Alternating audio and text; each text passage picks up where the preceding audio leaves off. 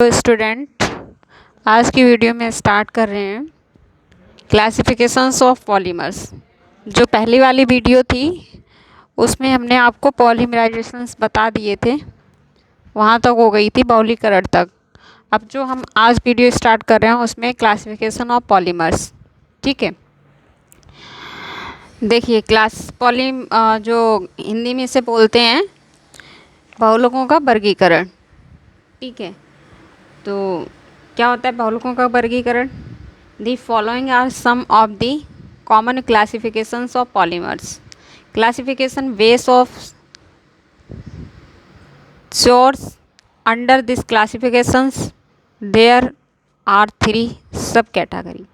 हिंदी में कह सकते हैं जैसे बहुलकों का वर्गीकरण निम्न प्रकार से कर सकते हैं। यहाँ पे दे रखा है ना, following are some of the common classification of polymers, यानी निम्न टाइप से कर सकते हैं। Number first, natural polymers.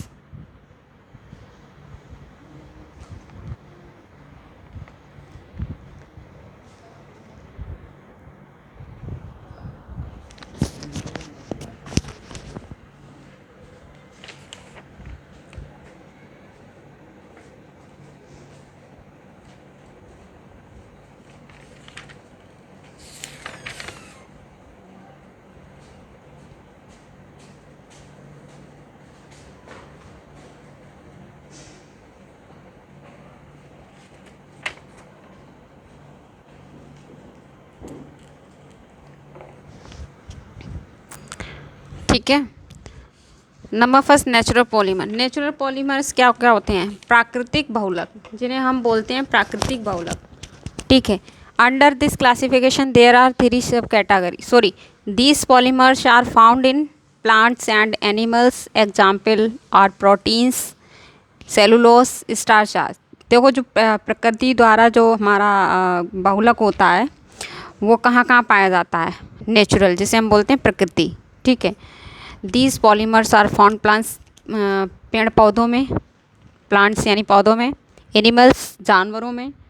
जैसे एग्जाम्पल यहाँ पे इन्होंने शो कर रखा है कि example are proteins, cellulose, starch, ETC. Proteins में सेलुलोस, स्टार्च आदि। यानी हम कह सकते हैं ये बहुलक प्राकृतिक रूप से पाए जाते हैं। जो नेचुरल बहुलक होते हैं वो प्राकृतिक रूप से पाए जाते हैं। जैसे प्रोटीन कौन कौन से होते हैं? जैसे प्रोटीन, सेलुलोस, स्टार्च आदि। ये हमारे कौन से कहलाएंगे? नेचुरल। ठीक है, यानी नेचुरल बहुलक कहलाएंगे प्रोटीन्स, सेलुलोस, स्टार्च आदि। सेकंड हमारा semi synthetic polymers. Semi synthetic polymer का मतलब होता है सहसंश्लेषित पॉलीमर। ठीक है, सहसंश्लेषित पॉलीमर कौन से होते हैं? सेलुलोस,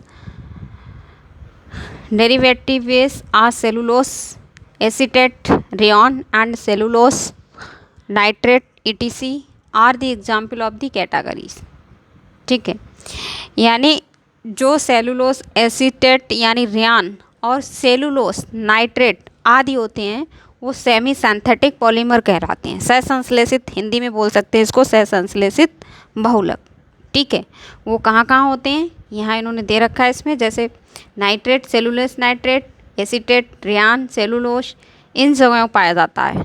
ठीक है, और बहुत सारी कैटेगरी होती हैं, वहाँ भी पाया जाता है सहसंश्लेषित बहुलक। ठीक है, number 3 synthetic polymers. Synthetic polymer का मतलब होता है संश्लेषित बहुलक। ठीक है, संश्लेषित बहुलक की कहाँ पाया जाता है और क्या वैरायटी होती है उसकी?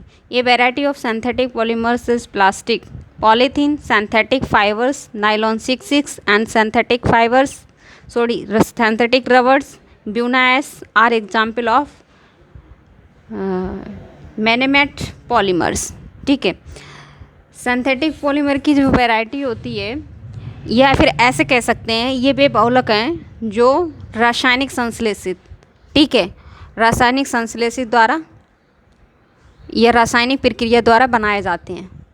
जैसे सिंथेटिक कपड़े होते हैं, यहाँ पे जो फाइबर लिखा है सिंथेटिक फाइबर भी पाया जाता है। नाइलॉन 6 भी सिंथेटिक पॉलीमर का बनता है। सिंथेटिक रबड़ भी बनती है। ब्यूनाएस ये भी सिंथेटिक ही होता है, संश्लेषित होते हैं। और सिंथेटिक कपड़े होते हैं, सिंथेटिक के कपड़े बनते हैं, सिंथेटिक शूज़ बनते हैं, सिंथेटिक की बहुत सारी जैसे चादरें आती हैं, वो बनती हैं। तो बहुत एग्जाम्पल हैं सिंथेटिक, ठीक है। अब classification based on structure of polymer, there are 3 different type based on the structure of the polymer. यहाँ पे ये कह रहे हैं कि जो इनका स्ट्रक्चर है, संरचना है पॉलीमर की, वो यहाँ पे 3 टाइप से, 3 प्रकार की है अलग अलग। लीनियर पॉलीमर क्या होता है? These polymers consist of long and straight chain. The examples are high density polythene, polyvinyl chloride. These are dispensed H. Way polymer जो एक लंबी और स्ट्रेट चेन बनाते हैं। स्ट्रेट चेन का मतलब सीधी, लंबी, लॉन्ग, लंबी, बहुत लंबी चेन और स्ट्रेट चेन बनाते हैं। जैसे कौन कौन सी हैं? जैसे जिनकी डेंसिटी का मतलब घनत्व, जिनका घनत्व हाई होता है। जिनका घनत्व कैसा होता है? हाई होता है। लीनियर पॉलीमर में घनत्व हाई होता है।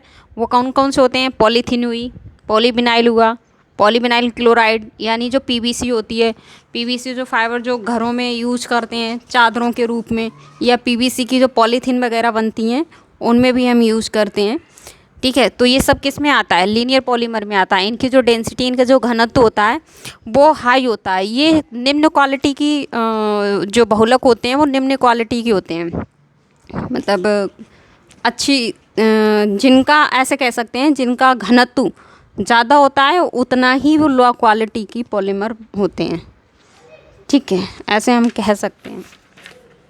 तो it is next branches chain polymer. अब यहाँ पे देखते हैं कि ब्रांचेस चैन पॉलीमर क्या होते हैं।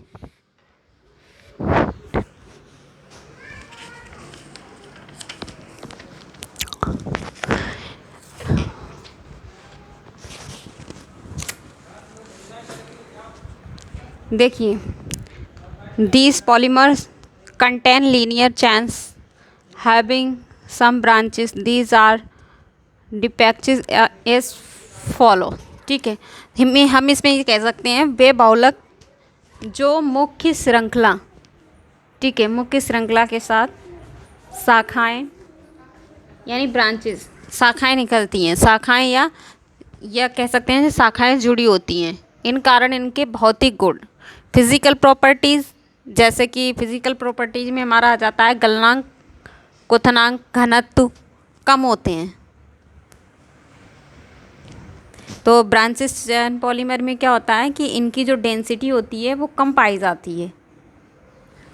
घनत्व, गलनांक, ये जो होते हैं वो कम पाए जाते हैं। ये उच्च क्वालिटी के पॉलीमर्स होते हैं, ठीक है। क्रॉस लिंकेज और नेटवर्क पॉलीमर्स, तीसरा हमारा है क्रॉस लिंकेज और नेटवर्क पॉलीमर। क्रॉस लिंक क्या होते हैं?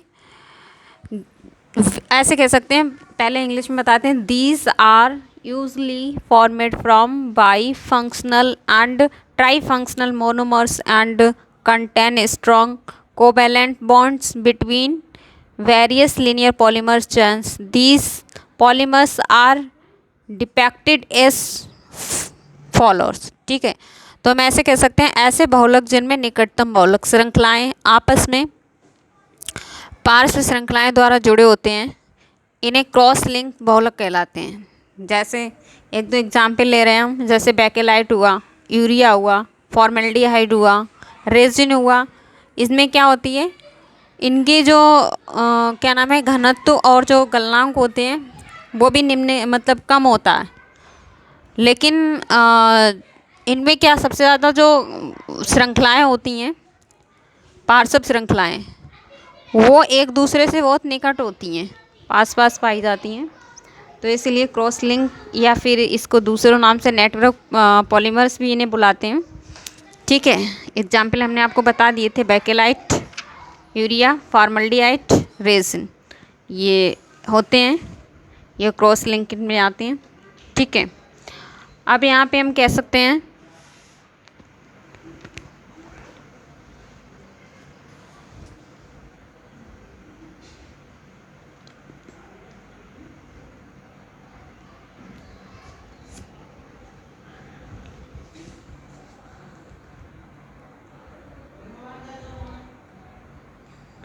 ठीक है, अब हम स्टार्ट करते हैं यहाँ पे। नेक्स्ट हम स्टार्ट करते हैं वीडियो में पॉलीथीन। पॉलीथीन क्या है?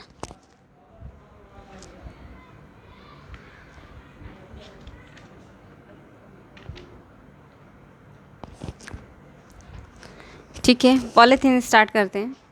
पॉलीथीन पहले हम इंट्रोडक्शन देते हैं, इसका जो डेफिनेशन है वो हम बता दें। Polythene P resins are a general class of thermoplastic produce from ethylene gas. Ethylene gas is derived from the cracking of natural gas feedstock of petroleum byproducts under broad ranges of pressure, temperature and catalyzed ethylene generally polymerization to form very long polymer chain. Many kinds of polythene are known, with most having the chemical formula C2H4 का whole है। अब हमें इस हिंदी में लेके आपको चलते हैं, हिंदी में लेके हम यहाँ पे चलते हैं कि पॉलीथीन जिसे पीई बोलते हैं शॉर्टकट में, रेजिन थर्मोप्लास्टिक होते हैं ये, ठीक है, जिन्हें क्या कहते हैं हम, एथिलीन गैस से उत्पादित किया जाता है। उत्पादित का मतलब निकालना, उत्पादन करना, ठीक है। एथिलीन गैस का उत्पादन प्राकृतिक जैसे